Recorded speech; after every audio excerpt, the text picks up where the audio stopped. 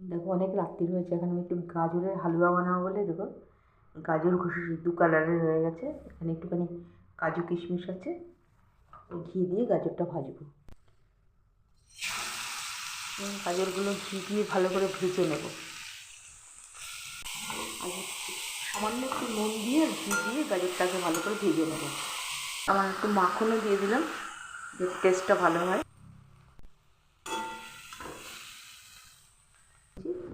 কিছু কাজু কিশমিশের মধ্যে ছড়িয়ে দিচ্ছি। একটা কি সুন্দর কালার এসেছে। এটা জাল দিয়ে দিয়ে আরও অনেক কম করতে হবে। দুধটা জাল দিতে দিয়ে ছোটো হয়ে গেলে গাজরের সঙ্গে মিশলে টেস্টটা আরও ভালো হয়। অনেকটা ঘন হয়ে এসেছে,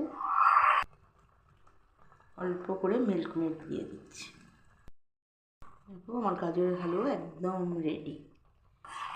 এই অবস্থায় রেখে দিলে দেখুন সকালে একদম জমে যাবে।